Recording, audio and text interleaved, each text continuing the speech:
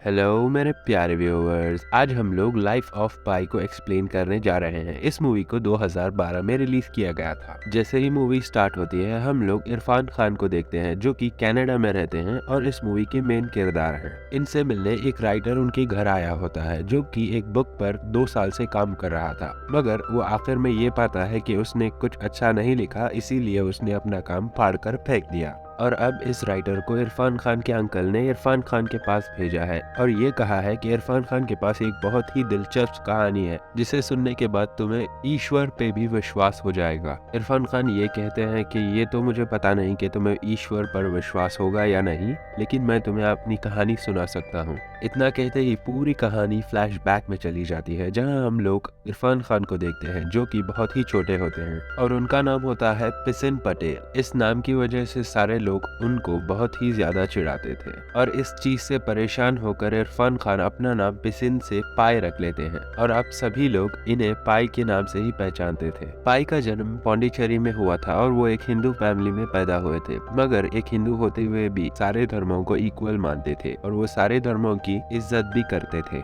और इस सब को उसकी माँ बहुत सपोर्ट करती थी क्योंकि पाई अभी एक बच्चा था और वो उसका रास्ता खुद तय कर सकता था और उसके सवालों के जवाब भी वो खुद ढूंढ सकता था। हालांकि पाई के पिता उसे इस चीज में सपोर्ट नहीं करते थे क्योंकि वो एक एथियस्ट थे और यहाँ पाई के पिता का एक जू होता है जहाँ पर बहुत सारे खूबसूरत जानवर होते हैं, जहाँ पर इन्हीं जानवरों में से एक होता है रिचर्ड पार्कर जो कि एक बंगाल टाइगर होता है और इसका नाम एक शिकारी के नाम पर रखा गया था। जब ये टाइगर छोटा था तो ये नदी के पास पानी पीने आता है, तभी उस शिकारी ने इसे पकड़ लिया था और इसका नाम थर्स्टी रखा होता है और जब इस टाइगर को जू भेजा जाता है तभी से उसका नाम रिचर्ड पार्कर हो गया था। पाई जब 12 साल का हो गया था वो अपने हाथ से रिचर्ड पार्कर को मांस का टुकड़ा खिलाना चाहता था, इसीलिए वो एक मांस का टुकड़ा ले जाकर केज के सामने बैठ जाता है। रिचर्ड पार्कर भी वो मांस का टुकड़ा खाने वाला ही होता है, तभी उसके डैड आकर उसे रोक लेते हैं और पाई को सबक सिखाने के लिए वो रिचर्ड पार्कर की केज के सामने एक बकरी को बांध देते हैं और जैसे ही रिचर्ड पार्कर उस बकरी को देखता है वो उसे बहुत बेरहमी से मार देता है। ये देखने के बाद पाई बहुत ही ज्यादा डर जाता है और इसके बाद कुछ साल बीतते हैं और पाई 16 साल का हो जाता है और अभी पाई की मुलाकात एक लड़की से होती है जिसका नाम आनंदी होता है और पाई को आनंदी से प्यार हो जाता है और इतने में ही पाई के पिता उन सभी लोगों को बताते हैं कि वो लोग कनाडा शिफ्ट हो रहे हैं। असल में इन लोगों का जू जिस जमीन पर था वो इनकी जमीन नहीं होती, सिर्फ जानवर इनके होते हैं। पाई के पिता ये डिसाइड करते हैं कि ये सारे लोग सारे जानवरों को लेकर कनाडा शिफ्ट हो जाएंगे और नॉर्दर्न अमेरिका में सारे जानवर को बेचकर कनाडा में ही सेटल हो जाएंगे। मगर पाई कनाडा नहीं जाना चाहता, पर वो इतना बड़ा नहीं होता कि वो अपनी बात भी अपनी फैमिली के आगे रख सके। कनाडा जाने से पहले वो आनंदी से आखिरी बार मिलता है और अगले ही सीन में हमें ये दिखाया जाता है कि ये सारे लोग कनाडा जाने के लिए शिप में चढ़ चुके हैं। अब जैसे कि पाई और उसकी मॉम वेजिटेरियन होते हैं, मगर उन्हें शिप में वेजिटेरियन खाना नहीं मिलता, इसीलिए शिप में उनकी लड़ाई किसी और से हो जाती है, मगर वो किसी तरह करके एडजस्ट कर लेते हैं। अब जब इनका शिप समंदर के बीचों बीच होता है, अचानक से एक तूफान आता है और उस वक्त पाई डेक पर खड़ा होता है और पाई की सारी फैमिली अपने अपने रूम्स में थी और थोड़ी ही देर में हम लोग ये देखते हैं कि सारे लोग इधर उधर भाग रहे हैं और शिप से निकलने की कोशिश कर रहे हैं क्योंकि तूफान की वजह से अब शिप डूब रहा था। अभी हम लोग देखते हैं कि पाई अपनी फैमिली के पास जाने की कोशिश करता है, तभी एक क्रू मेंबर पाई को सेफ्टी बोट में ढकेल देता है और कहता है तुम जाओ, मगर पाई उसकी फैमिली के बिना उधर से जाना नहीं चाहता था। मगर तभी एक ज़ेब्रा उसी की सेफ्टी बोट में कूद जाता है। उसके कूदने की वजह से सेफ्टी बोट की रस्सी टूट जाती है और वो बोट सीधे समंदर में जाके गिरती है। तूफान बहुत ही ज्यादा तेज होता है और लहरें बहुत ही ऊंची होती हैं। तभी पाई देखता है कि समंदर में कोई तैर रहा है। पाई सोचता है कि वो कोई इंसान है, इसीलिए वो उसे बचाने के लिए एक ट्यूब फेंकता है ताकि वो ऊपर आ जाए। जब वो चीज उसके पास आती है तो वो देखता है कि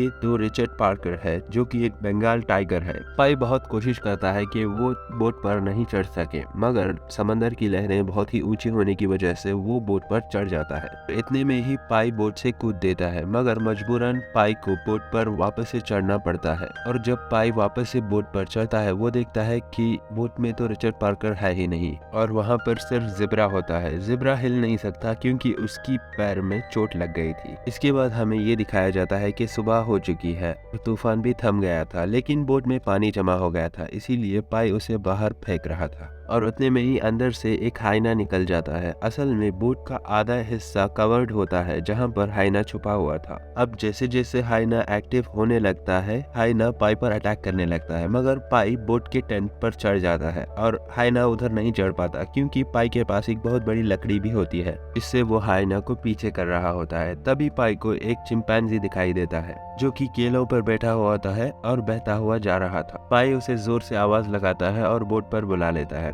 और अब बोट पर ये चारों लोग थे। एक था पाई, एक चिंपैंजी, एक हाइना और एक टूटी टांग वाला ज़ेब्रा। बोट में पाई के लिए और चिंपैंजी के लिए तो खाना होता है मगर हाइना के लिए नहीं था, इसीलिए हाइना ज़ेब्रा पर रात में अटैक कर देता है और उसे मार देता है। और पाई को भी डर होता है कि हाइना उसे रात में मार न दे, इसीलिए वो बोट के बाहर एक लकड़ी होती है जिसमें एक ट्यूब लगाकर उधर ही सारी रात गुजारता है। अगले दिन पाई कुछ सामान से तैरने वाला एक प्लेटफॉर्म बनाता है ताकि वो उसे समंदर में फेंक सके और उधर जानवरों से दूर रह सके। जैसे ही पाई प्लेटफॉर्म बनाकर कंप्लीट कर देता है, हाइना टेंट से बाहर निकलता है और हाइना और चिंपैंजी की लड़ाई हो जाती है जिसमें चिंपैंजी हाइना को एक चपाट मारता है और हाइना बेहोश होकर नीचे गिर जाता है, जिसे देखकर पाई बहुत ही ज्यादा खुश होता है और एकदम से हाइना उठकर चिंपैंजी को बहुत बेरहमी से मार देता है। हालांकि पाई को इससे बहुत ही ज्यादा गुस्सा आता है, इसीलिए वो चाकू निकालकर हाइना पर जोर से चीखने लगता है। तभी टेंट से रिचर्ड पार्कर निकलता है और हाइना को झपट लेता है और उसे मार देता है। और इसके बाद रिचर्ड पार्कर पाई पर भी अटैक करने की कोशिश करता है, मगर पाई ने जो प्लेटफॉर्म बनाया था वो जल्दी से उसमें जाकर रहने लगता है और चालाकी करके वो प्लेटफॉर्म को बोट से बांध देता है ताकि वो ज्यादा दूर ना जा सके।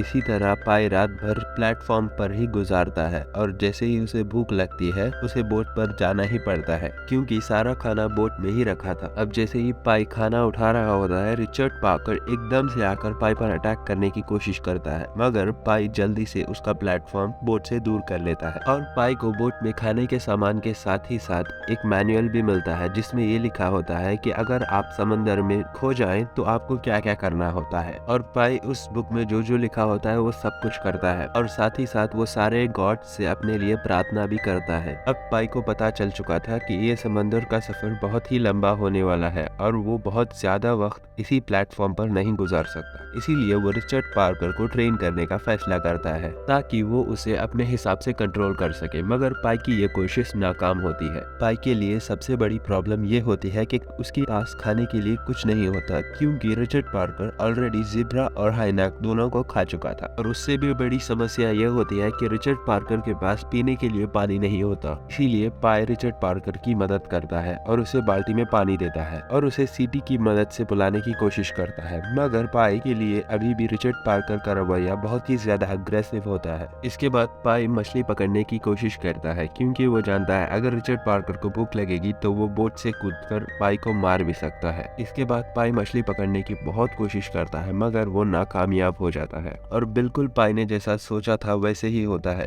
रिचर्ड पार्कर बोट से कूद जाता है और मछली पकड़ने की बहुत कोशिश करता है मगर वो मछली नहीं पकड़ पाता, इसीलिए वो पाई की तरफ बढ़ने लगता है और पाई जल्दी से वापस बोट पर चढ़ जाता है। रिचर्ड पार्कर बोट पर चढ़ने की बहुत कोशिश करता है मगर वो नाकाम रहता है और पाई भी वो प्लेटफॉर्म ऊपर खींच लेता है ताकि रिचर्ड पार्कर वापस बोट पर ना चढ़ सके। अब एक कुल्हाड़ी से पाई रिचर्ड पार्कर को मारने वाला ही होता है, वो एकदम से रुक जाता है और अपने मन में सोचने लगता है कि मैं ये क्या कर रहा हूँ। इसके बाद पाई अपना प्लेटफॉर्म वापस से समंदर में डालता है और उस पर चला जाता है और बोट पर एक पट्टा भी डाल देता है ताकि रिचर्ड पार्कर उस पर चढ़ सके। रिचर्ड पार्कर बोट पर तो चढ़ गया था मगर उसकी भूख अभी भी बाकी थी, इसीलिए अगले दिन पाई एक बहुत ही बड़ी मछली पकड़ता है और उस मछली को कुल्हाड़ी से मार देता है और मारते ही बहुत ही ज्यादा रोने लगता है क्योंकि पाई एक वेजिटेरियन होता है। और इसके बाद वो उस मछली को रिचर्ड पार्कर के लिए बोट पर फेंक देता है। अब रात हो चुकी होती है और उनके बगल से एक बहुत ही बड़ी वेल गुजर रही थी और वो पानी से निकलती है। उसके पानी से बाहर निकलते ही पानी में एक बहुत ही ज्यादा बड़ी लहर बन जाती है जिससे पाई का प्लेटफॉर्म उथल पुथल हो जाता है और इसी के साथ पाई का खाने का सारा सामान समंदर में बह जाता है। और अगले दिन पाई बोट पर कुछ लेने के लिए आता जाता है क्योंकि रिचर्ड पार्कर टेंट में होता है। जैसे ही पाई बोट पर चढ़ता है रिचर्ड पार्कर बाहर आ जाता है और पाई डर जाता है, मगर पाई को उधर एक मछली पड़ी मिलती है और वो उस मछली को उठाकर रिचर्ड पार्कर की तरफ फेंकता है। जैसे ही वो मछली को फेंकता है वो मछली उड़कर चली जाती है क्योंकि ये उड़ने वाली मछली होती है। तभी रिचर्ड पार्कर और पाई उस मछली को देखने लगते हैं और तभी दूसरी तरफ से बहुत सारी उड़ने वाली मछलियां इनकी बोट में आकर गिरने लगती हैं और इसी के साथ एक मछली जो इन मछलियों को खा रही थी वो भी इनकी बोट में आकर गिर जाती है। उस मछली को रिचर्ड पार्कर खाना चाहता है, मगर पाई रिचर्ड पार्कर से कहता है कि ये मेरी मछली है और वो इसे खाना चाहता था, इसीलिए रिचर्ड पार्कर उस मछली को छोड़ देता है। हालांकि पाई एक वेजिटेरियन होता है मगर मजबूरन उसे मछली खानी ही पड़ती है और इसी के साथ पाई अब रिचर्ड पार्कर को थोड़ी तरह से ट्रेन करने लगा था, मगर वो अभी बोट पर नहीं रह सकता था क्योंकि आखिरकार रिचर्ड पार्कर है तो एक जानवर ही और जानवरों का कोई भरोसा नहीं, बिल्कुल आपके बेस्ट फ्रेंड की तरह। और ऐसे ही करते करते इनका सफर बीतते रहता है और एक दिन बहुत ही ज्यादा बड़ा तूफान आ जाता है जिसमें रिचर्ड पार्कर और पाई दोनों की हालत खराब हो जाती है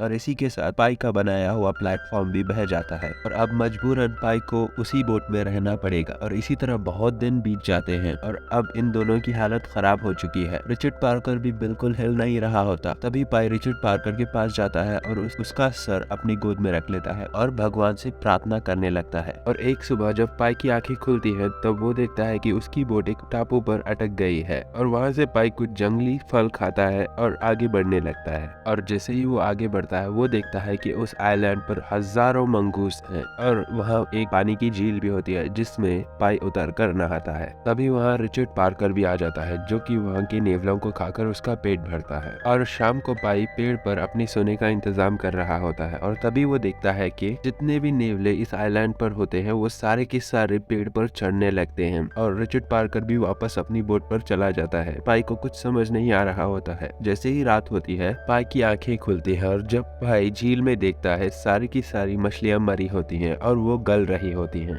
और जिस पेड़ पर पाई बैठा होता है उधर एक फल लगा होता है जिसे पाई तोड़ता है। जैसे ही वो खाने जाता है वो देखता है कि उसमें एक इंसानी दांत है। ये देखते ही पाई को समझ आ जाता है कि ये एक आदमखोर आइलैंड है जिसका पानी रात होते ही एसिड में बदल जाता था और वो किसी भी जीव जंतु को मार सकता था। और अगले दिन पाई बहुत सारी सब्जियां खाता है और अपने लिए बोट में भी सारी सब्जियां रख लेता है और रिचर्ड पार्कर के लिए भी बहुत सारे नेवले रख लेता है क्योंकि इधर से निकलना होगा। सारी तैयारी करने के बाद पाई रिचर्ड पार्कर को सीटी मार के बुलाता है और रिचर्ड पार्कर भी आ जाता है। अगर पाई रिचर्ड पार्कर को इसी आइलैंड पर छोड़ देता तो रिचर्ड पार्कर मर जाता, इसीलिए वो उसे अपने साथ ले जाता है। इसके बाद ये लोग बहुत लंबा सफर तय करते हैं और फाइनली ये मेक्सिको के एक बीच के पास पहुंचते हैं और रिचर्ड पार्कर उधर से जंगल की ओर बढ़ने लगता है। पाई भी उधर ही थक कर लेटा हुआ होता है और पाई सोचता है कि रिचर्ड पार्कर उसे मुड़कर जरूर देखेगा, मगर रिचर्ड पार्कर उसे मुड़कर नहीं देखता और इस बात से पाई को बहुत ही ज्यादा दुख होता है और वो बच्चों की तरह रोने लगता है। इसी दौरान कुछ लोग आकर पाई को उधर से ले जाते हैं। इसके बाद कहानी फ्लैशबैक से सीधा प्रेजेंट में आती है जहाँ इरफान खान उस राइटर को कहानी सुना रहे होते हैं। इरफान खान कहते हैं कि अगर रिचर्ड पार्कर मेरे साथ नहीं होता तो मैं अब तक मर चुका होता।